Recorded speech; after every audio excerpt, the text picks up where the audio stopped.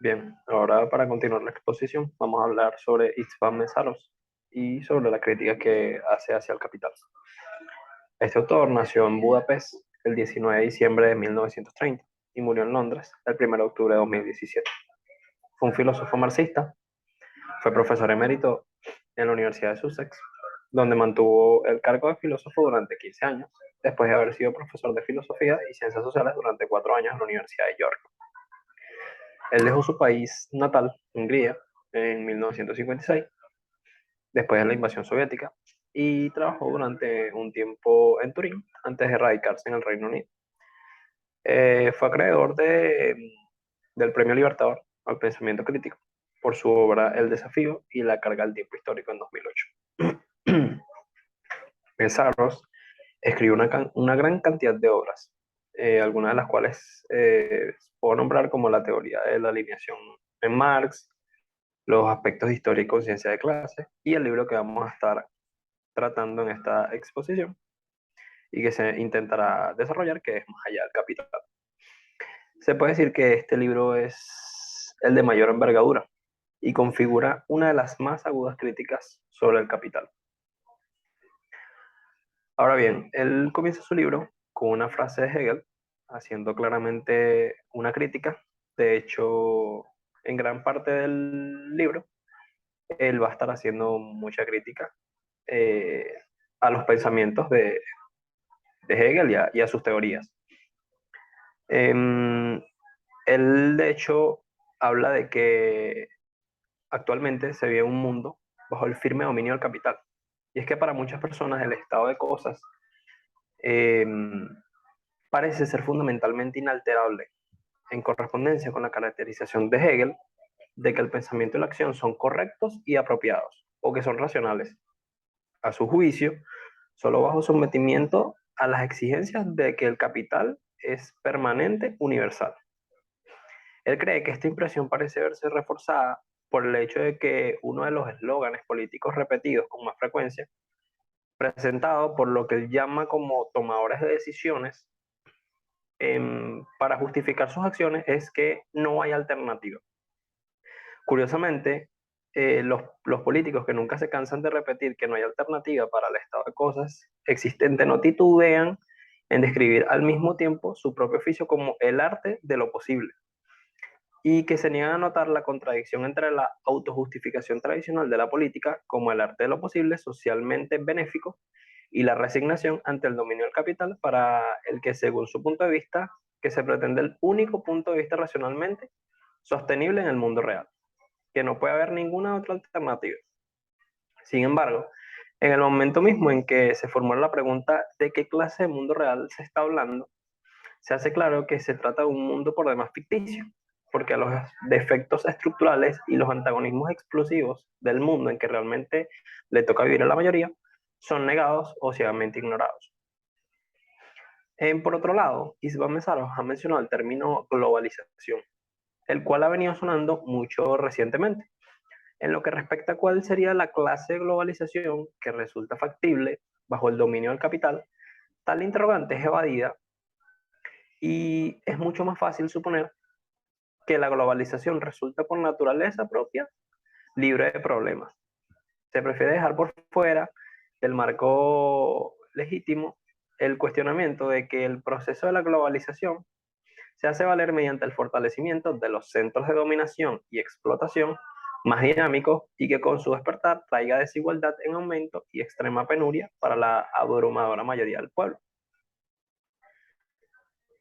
En cuanto a la crítica al sistema de capital, que es el punto central de la teoría de Mesaros, él hace énfasis en que el contraste con el enfoque de Marx de los desarrollos históricos en curso no podía haber sido mayor, porque la adopción que tiene Hegel del punto de vista del capital como aquel horizonte insuperable y absoluto y la culminación de la historia humana, Marx, por su parte, veía el capital no como una terminación inalterable del proceso histórico, sino como un movimiento dinámico que incluso en su lógica expansionista global tenía que ser considerado transitorio. Resulta por consiguiente muy irónico que a Marx se le acuse de ser un optimista soñador y un creyente ingenuo de la naturaleza humana. Según lo que este autor comenta, algunos austriacos eh, son los que le realizan esa crítica a Marx. Y en contra de todo positivismo, incluyendo a quienes lo proyectaron como la filosofía de Hegel, Marx precisamente, indica este autor, fue el primero en estimar las devastadoras implicaciones de la tendencia del capital a la autoexpansión. Para Mesaros, capital y capitalismo son fenómenos distintos, y la identificación conceptual entre ambos hace que todas las experiencias revolucionarias ocurridas en el siglo XX, desde la Revolución Rusa, se mostraran incapacitadas para superar el sistema del metabolismo social del capital. Es decir, el complejo caracterizado por la división del trabajo que subordina sus funciones vitales al capital bajo la mediación del Estado. Ahora bien, seguramente nos surge la duda de qué es el metabolismo social. Y es que este cobra una gran importancia dentro de los estudios que tratan de comprender las interacciones entre la sociedad y el medio ambiente.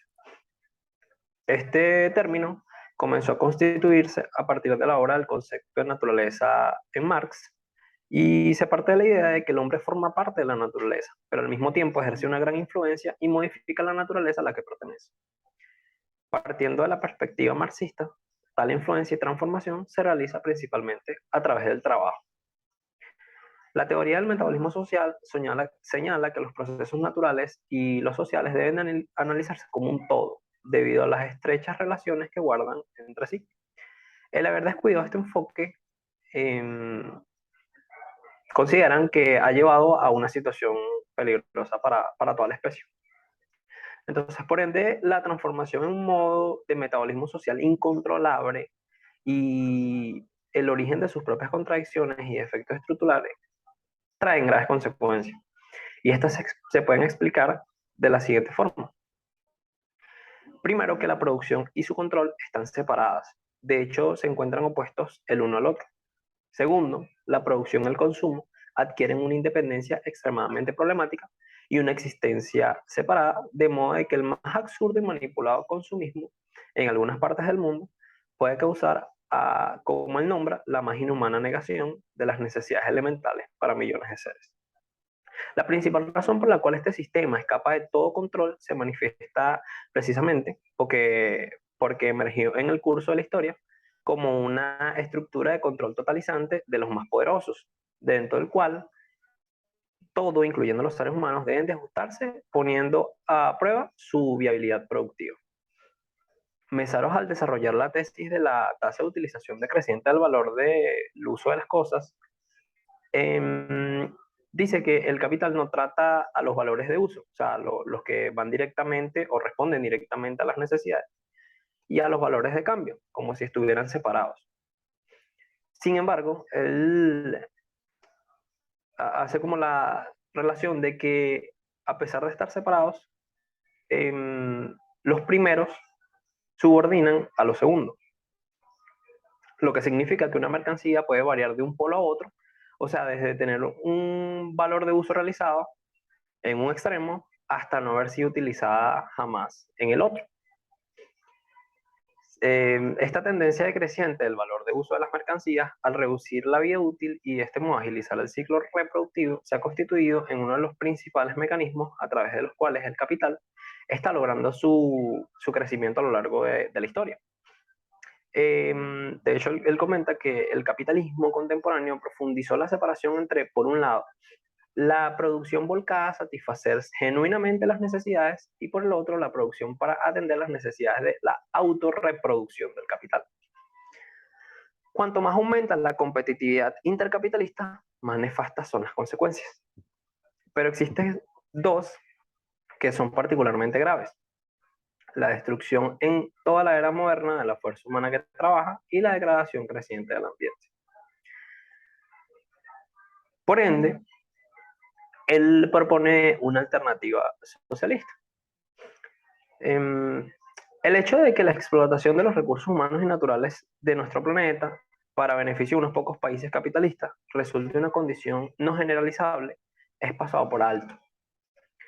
En cambio, se habla de un gran orgullo del desarrollo de los países capitalistas avanzados, sin tomar en cuenta que ni las ventajas de lo que él llama como pasado imperialista, ni las inmensas ganancias provenientes de mantener al tercer mundo en dependencia estructural pueden ser difundidas en todo el mundo, con el objetivo de producir los resultados felices esperados mediante la modernización y el libre mercado. La conclusión, de hecho, es determinante. Bajo las condiciones de una crisis estructural del capital, sus contenidos destructivos aparecen en escena, activando la visión de una incontrolabilidad total, de una forma que prefigura la autodestrucción, tanto del sistema reproductivo social como de la humanidad. Como ejemplo de esto que él comenta, eh, indica que es suficiente pensar en la asimetría tan grande que existe en la población de los Estados Unidos, de que el menos del 5% de la población mundial, que, o sea, representa al menos del 5% de la población mundial, y su consumo, sin embargo, es del 25% del total de los recursos energéticos disponibles. Entonces, él dice que es impensable calcular lo que ocurriría si el 95% restante adoptase el mismo patrón de consumo. O sea, sería destructivo, incontrolable. Y el capital, por ende, asume cada vez la forma de una crisis acumulativa, crónica y permanente. Por ende, la única alternativa para evitar esta destrucción es la alternativa socialista. Así surge otro conjunto central de la tesis de la obra de Mesaros, en la cual él promueve importantes significaciones políticas. La ruptura radical con el sistema del metabolismo social del capital es por su propia naturaleza global y universal, siendo imposible su realización en el ámbito del socialismo en un solo país. Para el autor, el hecho de que las revoluciones socialistas hayan ocurrido en países considerados como los eslabones más débiles de la cadena, no altera la complejidad del problema ni la dificultad de la transición. Él incorpora un término llamado el proceso de la autoemancipación, que la misma es como la abolición de todo antagonismo de clase y en lugar de una sociedad burguesa, con sus clases y antagonismos de clase, será ocupado por una asociación en la que el libre desarrollo de cada uno será la condición del libre desarrollo de todos. Este proceso de autoemancipación del trabajo no puede restringirse al ámbito de la política. Esto es así porque el Estado moderno, en una estructura política que comprende el mando del capital en un sistema dotado de viabilidad para su reproducción, y esto expresa un momento constitutivo de la propia materialidad del capital. Entonces, establece un nexo fundamental, y es que el Estado moderno es inconcebible sin el capital, que es su real fundamento. Y el capital, a su vez, necesita al Estado como su complemento necesario. La crítica radical que él hace, o bueno, que él considera que se le puede hacer al Estado, es que solo si se hace centro de la destrucción del sistema del metabolismo social, puede ser contraproducente. Además, él hace una crítica a los instrumentos políticos de mediación, que, como los sindicatos y los partidos, porque tanto en sus experiencias de tipo socialdemócrata como la variante de los partidos comunistas tradicionales, eh, fracasaron en su intento de controlar o superar el capital. Y cree que el mayor desafío del mundo del trabajo y de los movimientos sociales, que tienen como núcleo la clase trabajadora, es crear e inventar nuevas formas de actuación autónomas capaces de articular íntimamente las luchas sociales, eliminando la separación introducida por el capital entre acción económica, que vendrían siendo los sindicatos, y entre acción política parlamentaria, que vendrían siendo los partidos políticos. Por último, es imposible no hablar de la relación que tiene Mesaros con Venezuela o con lo que era el gobierno de Chávez. Mesaro fue un pensador global muy comprometido con quienes luchaban por la transformación socialista. Por ejemplo, en Filipinas, en Nicaragua, en Venezuela, en Brasil. y otros países. Sostuvo que en la fase descendente del capitalismo había una homologación a la baja de la tasa de explotación, con lo que se refería que había una carrera como hacia el fondo en los salarios y a las condiciones de trabajo, impuestas por un sistema global de competencia monopolística. En el 1989 en Venezuela, el expresidente Chávez argumentó que el poder electoral podría utilizarse de forma revolucionaria, respaldado por poderosos movimientos sociales para asegurar la presencia contundente de la soberanía popular, cuyo ejercicio quedará realmente en manos del pueblo. Y de aquí surgen dos elementos estratégicos en la obra de Mesaros que iban a resultar esenciales para Chávez. El primero de ellos fue la concepción tomada de Marx del capital como un sistema de reproducción metabólica social, y el segundo fue el marco central del sistema comunal y la ley del valor, en el que Mesaros proporcionó la base estratégica para la institucionalización de un sistema de relaciones sociales comunales por el que la población reabsorbiera el gobierno soberano en sí misma, como un nuevo tipo de Estado, un sistema comunal clave para la transición del socialismo. Este traspaso de poder al pueblo era al mismo tiempo una forma de hacer como dicha revolución, en términos de Mesaros, irreversible, ya que se supone que el pueblo defendería lo que era suyo. Y bueno, en la ley orgánica de la comuna, aprobada en el 2010 en Venezuela, los elegidos por las asambleas comunales serían delegados o voceros. En su tratamiento de intercambio comunal, Mesaros enfatizó la creación de un intercambio dirigido a los valores de uso y a las necesidades básicas, en contraposición al intercambio de mercancías como forma de construir relaciones intercomunales. Bueno, muchas gracias por su atención y espero que hayan disfrutado de la exposición.